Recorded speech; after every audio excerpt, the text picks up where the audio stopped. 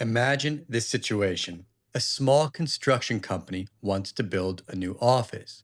Before they can begin, they must apply for a permit from the local authority. The administrative agency reviews the application, checks compliance with regulations, and either grants or denies the permit. If the company disagrees with the decision, they have the right to file an appeal, sometimes to a higher agency and sometimes to a court through judicial review. This is administrative law in practice. It connects government decisions with the daily lives of citizens and businesses. In this lesson, we will explore how permits, agencies, and appeals are explained in clear legal English. By the end of today's lesson, you'll be able to use vocabulary like permit, license, administrative agency, regulation, compliance, decision, appeal, and judicial review. You'll be able to explain the steps of administrative law, how permits are granted, how agencies regulate, and how appeals work. You'll practice grammar, the passive voice, which is common in administrative law when describing processes. For example, the permit is granted by the agency.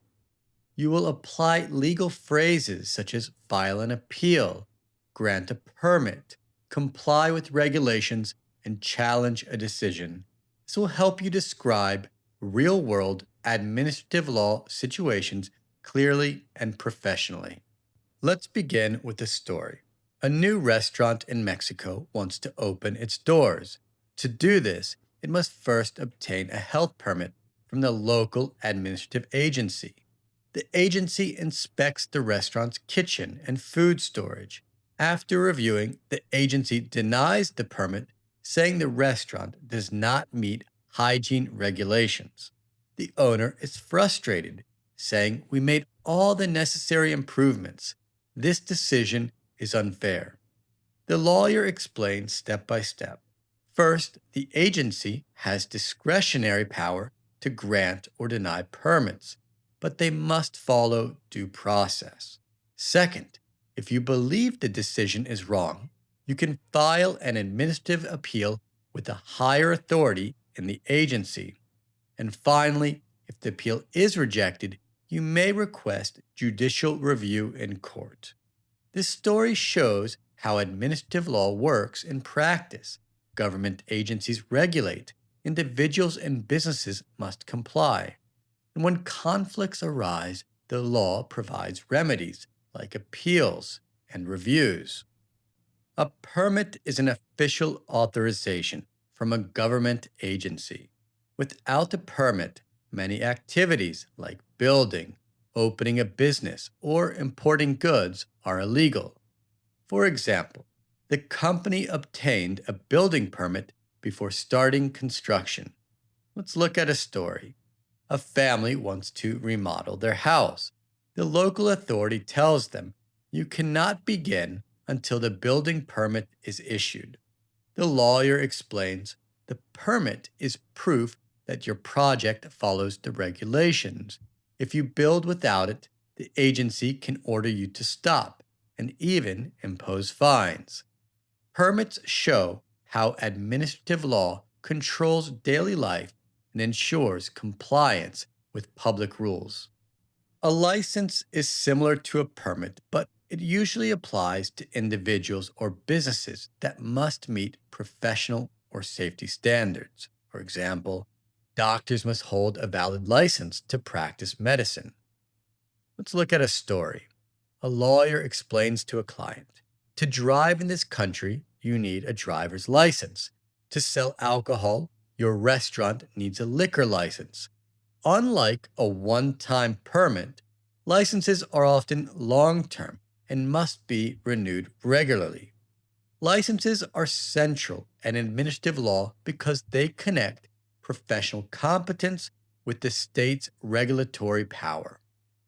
An administrative agency is a part of government with special responsibility for certain issues, such as health, environment, immigration, or finance.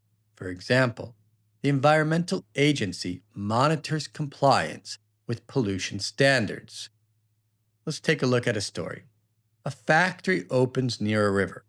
The environmental agency visits and says, "You must install filters to reduce wastewater." The lawyer explains, "This agency has the legal power to regulate your operations. If you don't comply, they can fine or close the factory." Agencies are the key players in administrative law. They balance public interest with private activity. A regulation is a detailed rule issued by an administrative agency under authority of the law. For example, food safety regulations require regular inspections. You could say an owner asks, "Why do I need a separate sink just for hand washing?" The lawyer replies, "Because health regulations require it." If you ignore these rules, the agency can deny your permit, and regulations give specific meaning to general laws, guiding businesses and citizens on exactly what is required. Compliance means obeying the rules set by law or an administrative agency. For example, the company must show compliance with labor regulations. Let's take a look at a story. A construction firm submits documents proving they use safety helmets and equipment. The agency inspector signs off. You are in compliance. But when violations occur, for example, unsafe scaffolding, the inspector reports the company is not in compliance. Lawyers often guide clients to maintain compliance so they avoid penalties, fines, or shutdowns. An administrative decision is the official result of an agency's review. For example, whether it is to grant a permit, impose a fine, or approve a license. For example, the agency's decision denied the company's permit application. Let's look at a story. A logistics company applies for an import license. After review, the customs agency issues a decision. Application rejected due to missing documents. The lawyer explains, "This is an administrative decision. It is binding, but you have the right to appeal." Administrative decisions are the point where law meets daily life. They affect businesses and individuals directly. An appeal means asking a higher authority to reconsider a decision. In administrative law, this often means appealing to another agency division or later to a court. For example, the company filed an appeal against the fine. Let's take a look at an example. A restaurant loses its health permit. The owner says, "I want to challenge this decision." So the lawyer responds, "You must file an appeal within 30 days." And the appeal allows another authority to review whether the agency acted correctly. Appeals are essential. They provide fairness and accountability in administrative law. Judicial review is when a court examines an administrative decision. The court does not usually replace the agency's decision, but checks whether it was legal, fair, and reasonable. For example, the court ordered judicial review of the agency's decision. For example, a mining company loses its license. After appeals fail, the lawyer explains, "Now we can request judicial review in court." The judge will ask, did the agency follow due process? Did it apply the law correctly? If the court finds mistakes, the decision can be canceled or sent back. Judicial review is the final safeguard. It ensures agencies respect the rule of law. The present passive is very common in administrative law because the focus, like in all law, is on the process, not the actor. Example 1. A permit is granted by the agency. Here, the emphasis is on the permit, not on the official who signs it. Second example. Applications are reviewed within 30 days. This is a general truth about procedure. Third example. Regulations are enforced by government agencies. We don't focus on who enforces, the process is more important. And let's look at a story. A client asked, "When will we know the result of our application?"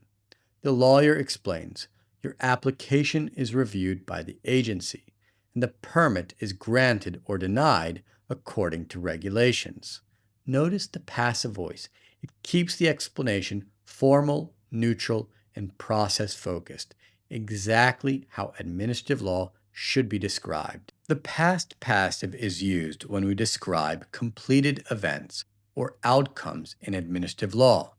First example, the permit was denied due to missing documents. This shows a completed action, that the decision has already been made. Example 2, the decision was appealed to a higher authority. Here, the appeal has already been filed. Third example, the regulation was enforced strictly last year. This tells us about past government action. Looking at a story, a lawyer reviews a client's case and says, your construction permit was denied in June. The decision was appealed, but it was confirmed by the agency. Now, judicial review must be requested in court. The passive keeps the focus on the legal process, not on the individuals. It is a hallmark of administrative law language. To file an appeal means to formally challenge an administrative decision. It usually requires paperwork, deadlines, and of course, legal grounds. For example, the company filed an appeal against the tax penalty. Look at a story here. A logistics company receives a fine from the customs agency. The owner disagrees and asks the lawyer, what can we do? The lawyer replies, you must file an appeal within 15 days. That way, the higher authority can review whether the fine was correct. Filing an appeal is the standard remedy when someone believes an agency acted unfairly. To grant a permit means that the agency authorizes someone to take action legally. For example, the agency granted a permit for the new construction project. For example, a family applies for a building permit. After review, the authority stamps the papers and says, the permit is granted. The lawyer explains, once a permit is granted, you can legally begin construction. So this phrase emphasizes the agency's legal power to approve or deny activities. To comply with regulations means to obey rules created by agencies. For example, businesses must comply with environmental regulations. Let's look at a story. A factory installs air filters to reduce pollution. The lawyer notes, you are complying with regulations. This protects you from penalties. But if the factory ignores these rules, the agency may fine or close it. Compliance is the central goal of administrative law, making sure rules are followed for public safety and fairness. To challenge a decision means to argue against an agency's ruling, either by appeal or in court. For example, the company challenged the decision to revoke its license. An example here. A transport company loses its operating license after repeated violations. The owner insists, this is unfair. We corrected all the problems. The lawyer advises, you can challenge the decision by filing an appeal, and if necessary, request judicial review. Challenging a decision ensures accountability and protects the rights of individuals and businesses against government overreach. Let's review some important expressions in administrative law. Due process. Agencies must act fairly and follow procedure. For example, the company argued that due process was not respected when the permit was denied. Let's look at a story. A business receives a fine without a hearing. The lawyer explains, this violates due process. They must allow you to respond. Number 2, discretionary power. Agencies sometimes have freedom to decide, but within the law. For example, the agency has discretionary power to set conditions for the license. Let's look at a story. An immigration officer considers a visa. The lawyer explains this is discretionary power, but it still must be reasonable. Number 3, Regulatory framework. This is the structure of all laws and regulations in a field. For example, the financial sector operates under a strict regulatory framework. Let's look at a story. A bank launches a new service. The lawyer notes, you must follow the entire regulatory framework, not just one law. And fourth, administrative remedies. These are the options to fix a problem inside the agency before going to court. For example, the company exhausted all administrative remedies before filing for judicial review. And another example regarding this, a company loses its license. The lawyer explains, you must first use the appeals inside the agency. Only then can you ask a court for judicial review. These expressions are vital. They show the balance between agency power and citizens' protection. Let's put everything together with a story. A small construction company applies for a building permit. After review, the administrative agency issues a decision. Application denied. Not in compliance with safety regulations. The owner calls the lawyer in frustration.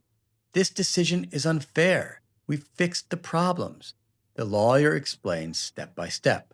First, remember that the agency has discretionary power, but they must follow due process. Their decision must be based on law, not opinion. Second, let's check compliance. If your documents show you met the safety rules, we can challenge the decision. And third, the next step is to file an appeal inside the agency. That is the administrative remedy available to you. And finally, if the appeal is denied, we can request judicial review in court. The judge will check if the agency respected the law and the regulatory framework. The client nods, so I cannot go straight to court? And the lawyer replies, correct. First, you must use all administrative remedies. Only then can we move to judicial review. And this story shows how vocabulary, grammar, legal phrases, and key expressions all connect in real practice. Administrative law is about process, permits, agencies, compliance, appeals, and finally, the court as a safeguard. So let's review what we learned in today's lesson. You learned important vocabulary like permit, license, administrative agency, grammar, the passive voice for processes and decisions, legal phrases such as file an appeal or grant a permit, and key expressions such as due process and regulatory framework. And we finished it with a story advising a client on denied permit and appeal.